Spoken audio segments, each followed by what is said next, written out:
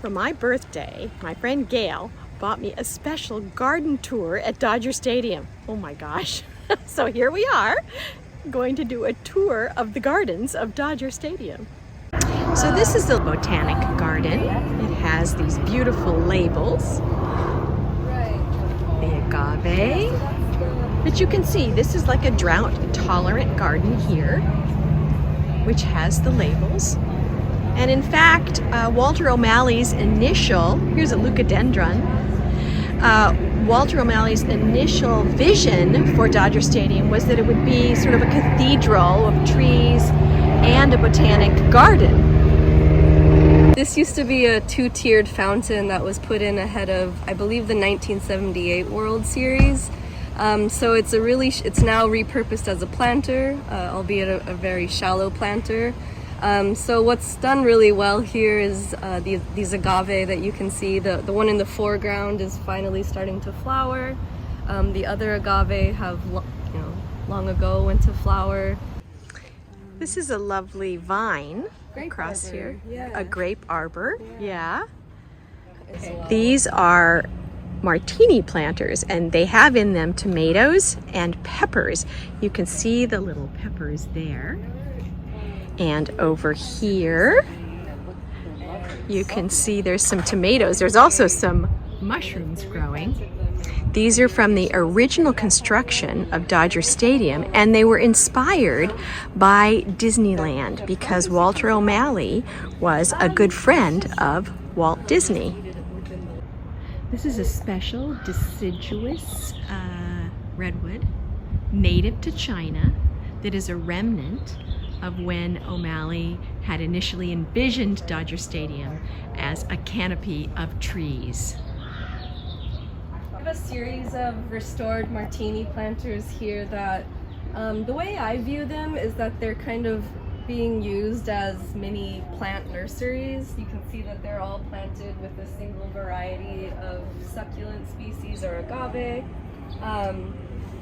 They're recently planted here. You can see the extra protection that's gone in to protect the plants from especially ravens and perhaps squirrels as well. These plants are transitioned out of these martini planters and into the ground somewhere. One of the gates to the stadium, there's plans to develop it as a cactus and succulent gate. So maybe a lot of what's here will go over there eventually. Tropical aesthetic of the conventional landscape plan. With the drought-tolerant and native varieties inside the martini planters. But it's also interesting because this thick mat of ivy and strangling fig gives you a sense of what the landscape team was up against when they were clearing out all of these slopes and creating new garden beds. They really just had to take a pickaxe over time to all of these different slopes throughout the stadium in order to free up that land to start putting in new plants. But yeah, you have tons of ivy, the palm trees, umbrella trees, giant birds of paradise. And then in the background, which we saw from up above, is this Chinese variety of redwood tree, which unlike our redwoods, it's a deciduous variety. So when I first noticed it back there, it was winter. It had no leaves, and I was like, is that, I mean, it's distinctly redwood. The kind of broad, straight trunk is like unmistakable to Californians' eyes.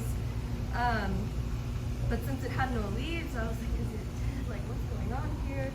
And I had recalled reading on WalterO'Malley.com that part of Walter O'Malley's vision for his Cathedral of Trees included 12 dawn redwoods, which is this Chinese variety.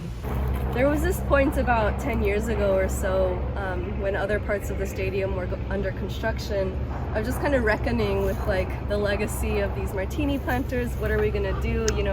I don't think it was really a question of getting rid of them because they are so iconic, but it was more of just how are we gonna restore them? There was initially an attempt to do it through an external contractor, but it's such a specialized project that the estimate for that was just way too high for the landscape team's budget. So they figured out how to do it all in-house. The landscape team, they all come through, I'm forgetting which union now, but a local union, really skilled labor. They often come here at a later part in their career, so just a lot of highly skilled people.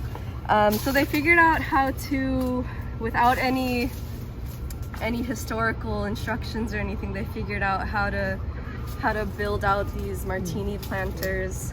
First by extending the rebar frame, and then doing kind of an initial shaping of the lip here, and then using a higher polymer concrete to get that really smooth edge. Interesting. So that's what you end up with. And then they also added a layer of concrete paint just to maintain the consistency of the color here. That's an example at the end.